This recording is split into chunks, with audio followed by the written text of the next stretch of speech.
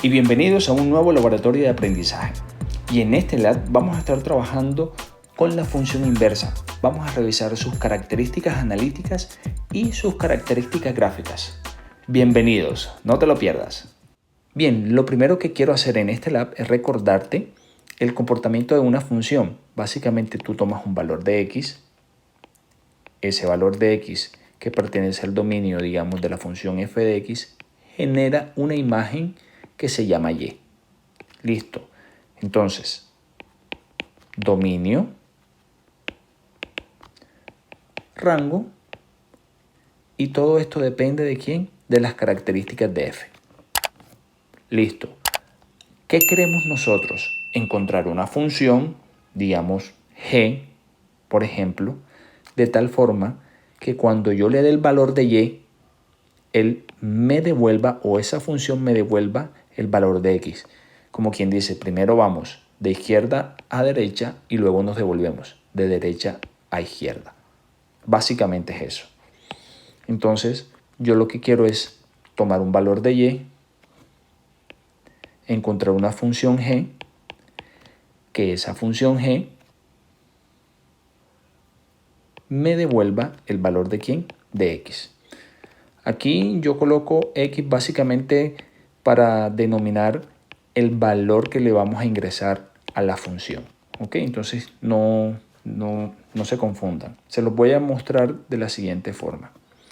Si yo tengo dos conjuntos, digamos aquí es f, y yo a f le doy el valor de x sub 0, la imagen entonces sería un valor y sub 0.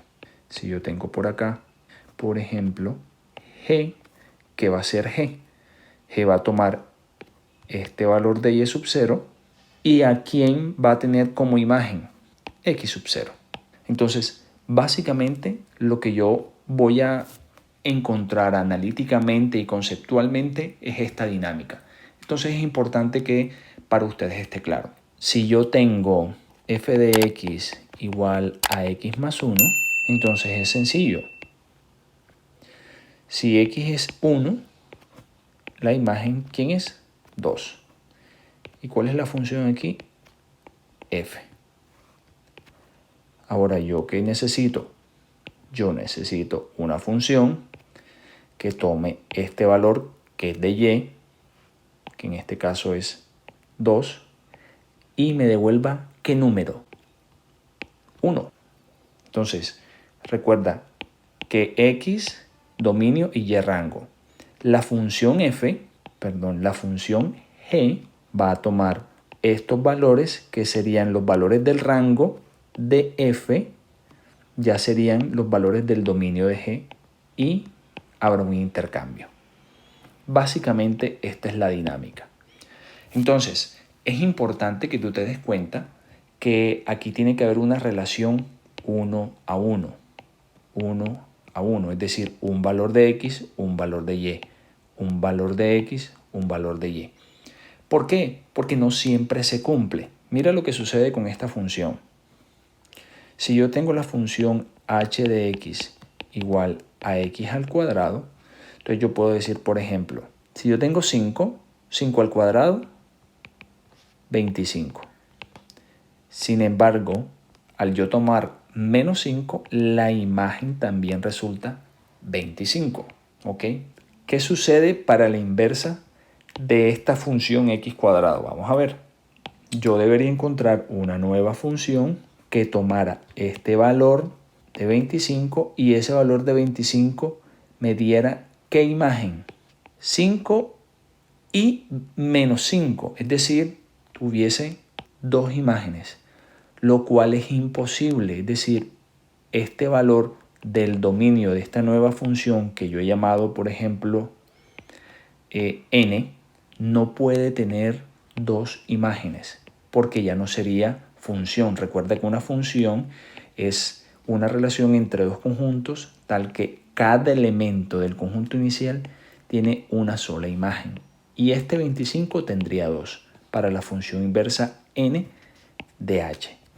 Entonces, por esa razón, se deben cumplir ciertas condiciones. Te voy a mostrar gráficamente cómo funciona. Si yo tengo, por ejemplo, esta función, la gráfica de esta función, digamos esta, así. Vamos a colocarle que esto sea la función cualquiera j de x. Y yo quiero saber si la función j de x tiene inversa. Entonces yo digo, bueno, voy a trazar paralelas al eje de las x. Y si esas paralelas cortan a la función en un punto, entonces j tiene inversa. Solamente viendo la gráfica. Por ejemplo, si yo tengo esta gráfica de aquí, entonces mira, si yo trazo paralelas, aquí hay dos puntos de corte. Entonces, esta función, vamos a llamarla n, no tiene inversa. No tiene inversa. ¿Por qué? Porque al yo revisar esta propiedad que te estoy diciendo gráfica, fíjate en cuántos puntos corta la paralela que estoy trazando al eje de las x, la gráfica. En 3. Entonces, por eso puedo afirmar que no tiene inversa. Para mí es importante que puedas observar esto porque gráficamente ya tú puedes concluir si una función tiene inversa o no. Entonces, por ejemplo, la función cuadrática. La función cuadrática tiene esta forma. Tú me dirás, mira, la paralela, un punto de corte aquí, un punto de corte acá. Esta paralela, ¿cuántas veces corta la gráfica? 2. Entonces, la función y igual a x al cuadrado, ¿tiene inversa? No, no tiene inversa. ¿Ok? Esto lo puedo revisar gráficamente. Analíticamente, pues debe cumplir que la función puede ser monótona creciente, monótona decreciente o inyectiva, que quiere decir lo mismo 1 a 1. Son una de las características de las funciones. Entonces, pues bueno, hagamos un ejemplo. Si yo tengo la función f de x igual a 3x más 1, entonces me piden decir cuál es la función inversa. Esto aquí no va. ¿Cuál es la función inversa de f de x? Toda función lineal le puedo determinar su función inversa. Entonces, ten presente eso. Porque aquí esto es una función cuya pendiente es positiva y básicamente es creciente. Entonces, ahí nos damos cuenta que no hay ningún problema teniendo en cuenta la propiedad gráfica que yo te acabo de decir. Entonces, ¿qué vamos a hacer? 2 pasos. El primero de ellos es despejar x. Entonces tú dices, bueno, fácil. F de x, que es lo mismo que y, es igual a 3x más 1.